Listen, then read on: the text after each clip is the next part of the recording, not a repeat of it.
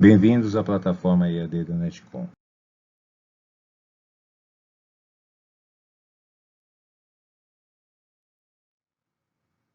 Controlador lógico programável, série P, módulo 3, vídeo 3.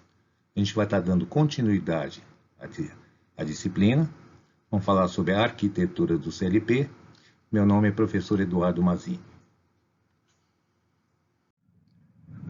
Módulos especiais de entrada.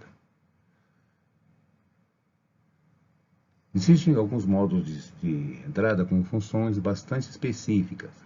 Os módulos especiais, chamados de módulos inteligentes, incorporam a um microprocessador a forma que a tarefa a ser realizada pelo módulo fica independente da varredura do processador. Quer dizer, são módulos inteligentes.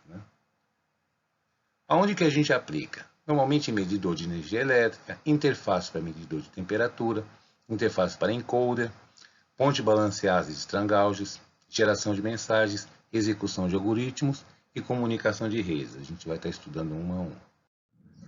O primeiro módulo que a gente vai estudar é medidor de energia. Esse medidor de energia necessita de um módulo especial em que informa a CLP os valores da tensão e corrente em relação ao tempo e calcula o consumo de energia utilizado para a corrente controlada. Aqui a gente tem uma imagem desses medidores de energia, muito parecidos com o que a gente tem em casa.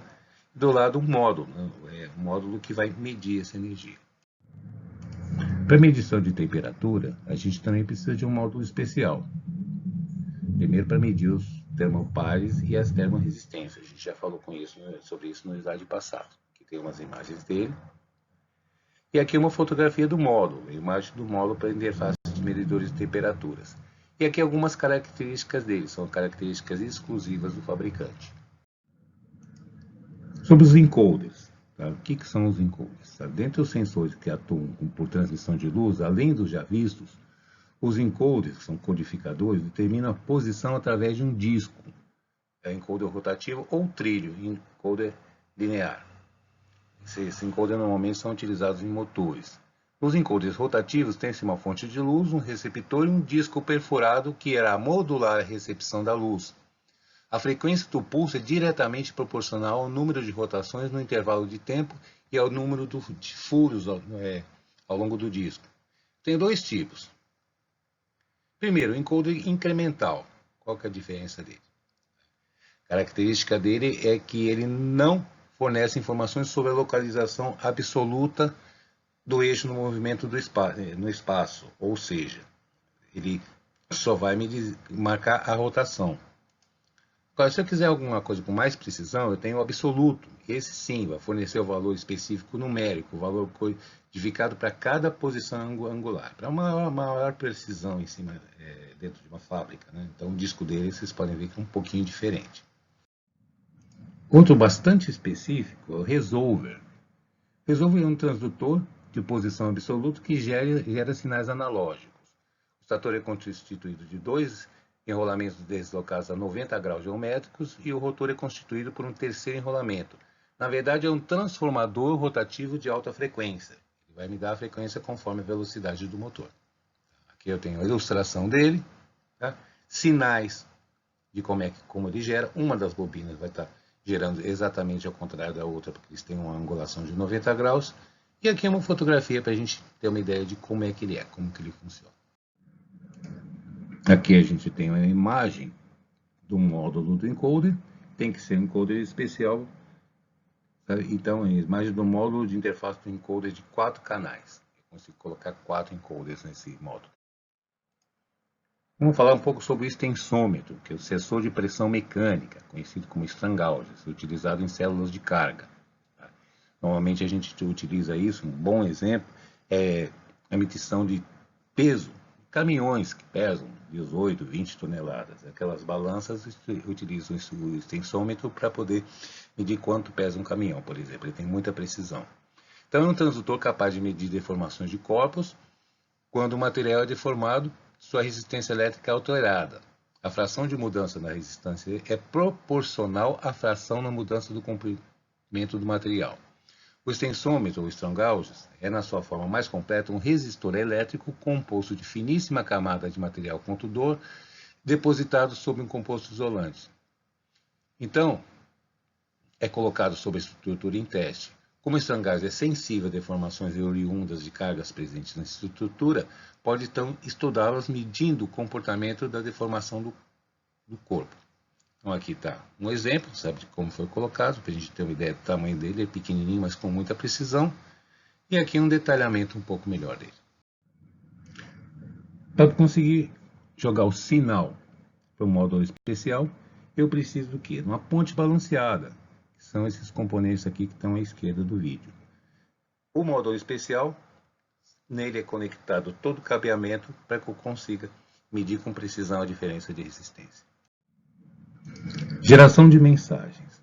O que a gente pode falar sobre essa? Não necessariamente a gente considera o gerador de mensagem como um módulo de entrada, sim, mas um periférico remoto instalado quando há necessidade de monitoramento da atuação do CLP.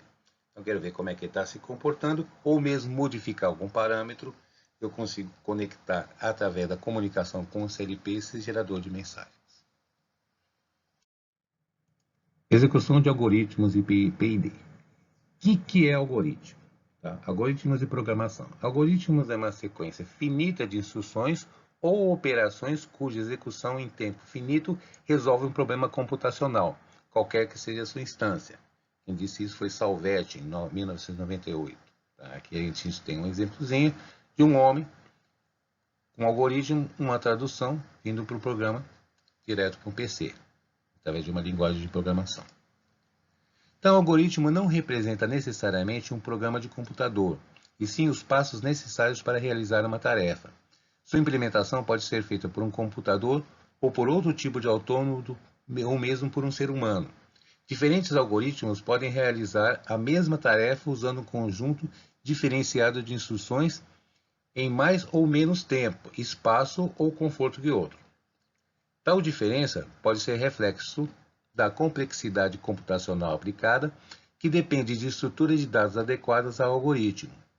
Por exemplo, um algoritmo para se vestir pode especificar que você vista primeiro as meias e os sapatos, antes de vestir a calça, enquanto um outro algoritmo especifica que você deve primeiro vestir a calça e depois as meias e os sapatos. Fica claro que o primeiro algoritmo é mais difícil de executar do que o segundo, apesar de ambos levarem ao mesmo resultado.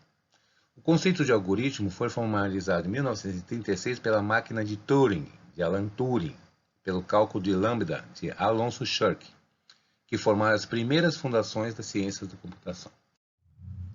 Bom, a gente tem umas imagens exclusivamente sobre os módulos de entrada do controle PID.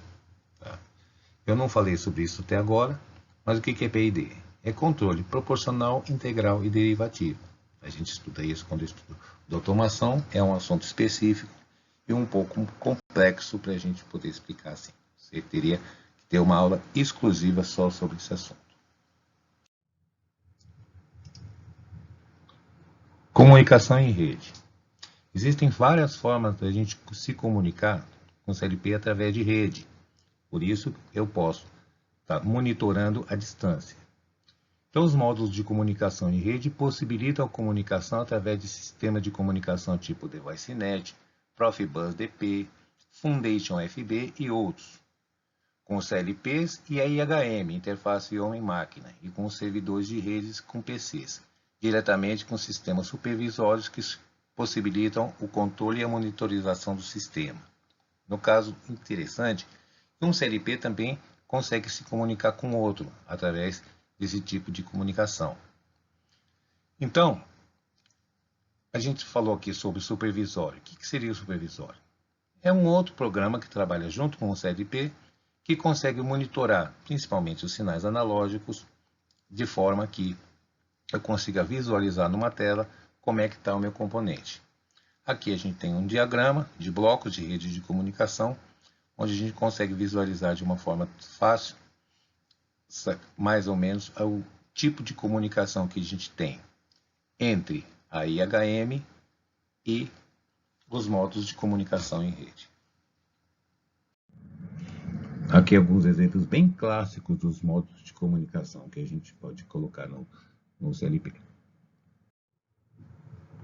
Aqui a gente termina No terceiro vídeo, nós falamos sobre a arquitetura do CLP. Fica a minha dica: façam a lista de exercícios referente ao módulo. Bons estudos e até o próximo vídeo. Muito obrigado.